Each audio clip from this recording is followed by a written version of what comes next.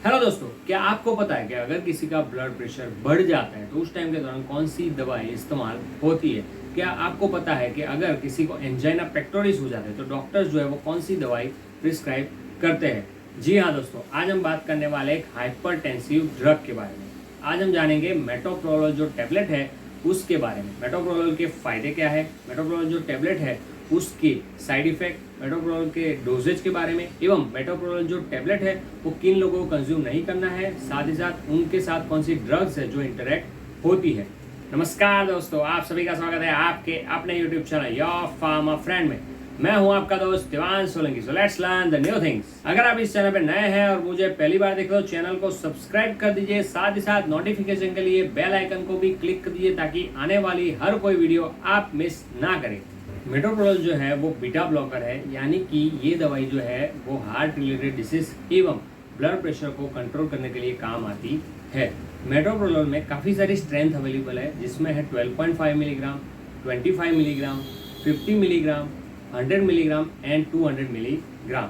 अब हम जानते हैं मेटोप्रोलोल जो टैबलेट है उसके पॉपुलर ब्रांड नेम्स क्या है, जिसमें है मेट एक्सेल टैबलेट, टोलोल XL tablet, Supermet XL tablet. आपके एरिया एवं डॉक्टर के हिसाब से इनमें से कोई भी दवाई मिल जाएगी, लेकिन उसका जो जेनरिक ब्रांड नेम रहेगा वो रहेगा मेटोप्रोलोल टैबलेट। मेटोप्रोलोल में दो अलग अलग नाम के मेटोप्रोलोल मार्केट में अवेलेबल है, जिसमें है मेटोप्रोलोल सक्सिनेट एवं मेटोप्रोलोल टार्ट्रेट।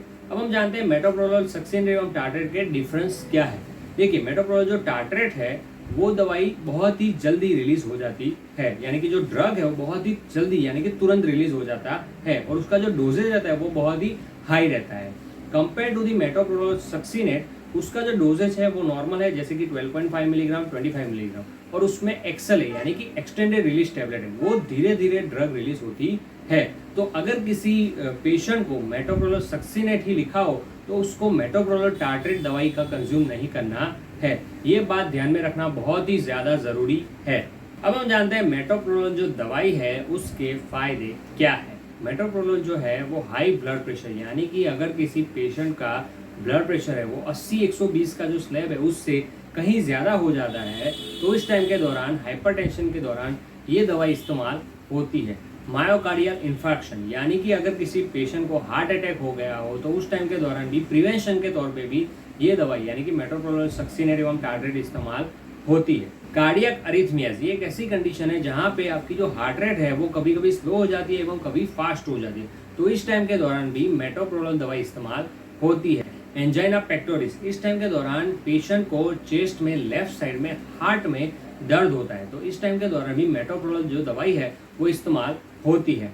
हार्ट फेलियर, इस टाइम पे पेशेंट का जो शरीर है वहाँ पे पूरी तरीके से ब्लड नहीं पहुँच पा रहे हैं, तो इस टाइम के दौरान भी मेटोप्रोलोल जो दवाई है वो डॉक्टर्स प्रिस्क्राइब करते हैं। अब हम जानते हैं मेटोप्रोलोल जो टैबलेट है उसके डोजेज के बारे में। मेटोप्रोलोल जो टैबलेट है वो पर्सन टू पर्सन उसका जो डोज है वो डिफरेंट रहता है, यानी कि एज एवं वेट के हिसाब से एवं उसका जो ब्लड प्रेशर कितना है उस हिसाब से डॉक्टर्स इसका डोज प्रिस्क्राइब करते हैं, लेकिन उसका जो मैक्सिमम डोज है वो रहता है 400 मिलीग्राम पर डे। और मेटोप्रोलोल जो दवाई है उसका डोजेज है 25 मिलीग्राम खाना खाने के बाद, क्योंकि आपको ये दवाई एक ही टाइम पे लेना बहुत ही ज़्यादा आवश्यक है, क्योंकि ये ब्लड प्रेशर की दवाई है। और अगर आप मेटोप्रोलोल जो दवाई का सेवन करते हो तो आपको अल्कोहल का सेवन नहीं करना है। अब हम जानते हैं मेटोप्रोलोल जो दवाई है उसके साइड इफेक्ट क्या है, जिसमें है आपको हेडेक हो जाता है, वॉमिटिंग जैसा महसूस होता है, साथ ही साथ डिजीनेस यानी कि बहुत ही ज़्यादा चक्कर आते हैं, आपको टायर्डनेस जैसा फील होता है,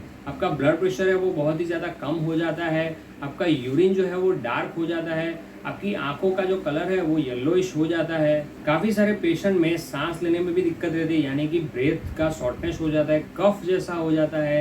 काफ़ी सारे पेशेंट को फीवर हो जाता है, यानी कि सर्दी जुकाम भी हो जाता है। अब हम जानते हैं मेटोप्रोलोल जो दवाई है वो किन लोगों को कंज्यूम नहीं करना है, जिसमें है ब्रेडिकार्डिया।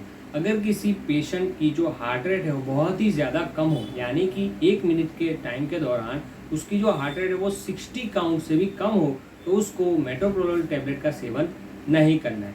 एलर्जी, अगर किसी पेशेंट को मेटोप्रोलोल जो ड्रग है उससे एलर्जी है तो उसको तुरंत ही ये दवाई का सेवन बंद करना है और अपने डॉक्टर को कंसल्ट करना बहुत ही ज़्यादा ज़रूरी है। प्रेगनेंसी के दौरान भी मेटोप्रोलोल जो दवाई है उसका सेवन रिकमेंडेशन नहीं किया गया है।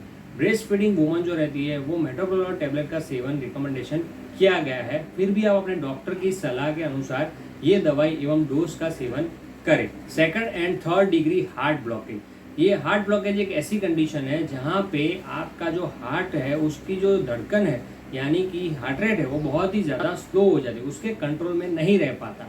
तो अगर सेकंड एवं थर्ड डिग्री हार्ट ब्लॉक का स्टेज हो गया है तो भी आपको मेटोप्रोलोल सक्सिनेट एवं टार्टरेट जो दवाई रहती है उसका सेवन नहीं करना है। अब हम जानते हैं मेटोप्रोलोल जो टेबलेट है उसके वार्निंग्स क्या है। अगर आपको फिलहाल कोई मेजर सर्जरी से गुजरना है 1 या 2 हफ्ते के बाद, तो आपको तुरंत ही मेटोप्रोलोल जो दवाई है उसका सेवन बंद करना जरूरी है। 6 साल के कम उम्र के बच्चों में मेटोप्रोलोल टेबलेट का सेवन रिकमेंडेशन नहीं किया गया है क्योंकि उसके लिए अभी तक कोई सेफ्टी एवं एफिकेसी डेटा अवेलेबल नहीं है। अगर आप मेटोप्रोलोल टेबलेट का सेवन करते हो तो आपको बहुत ही ज़्यादा डीजीनेस एवं ड्राउजीनेस रहता है, यानी कि आपको चक्कर आते हैं एवं नींद आती है।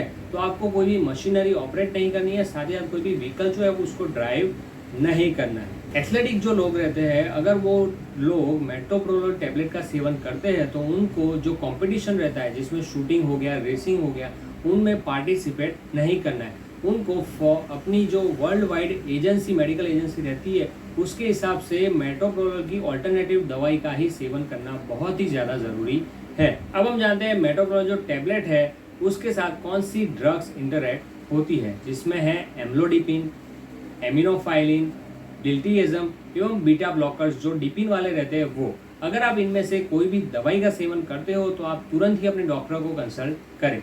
अब हम जानते हैं मेटोप्रोलोल जो टेबलेट है वो किन लोगों को कंज्यूम नहीं करना है।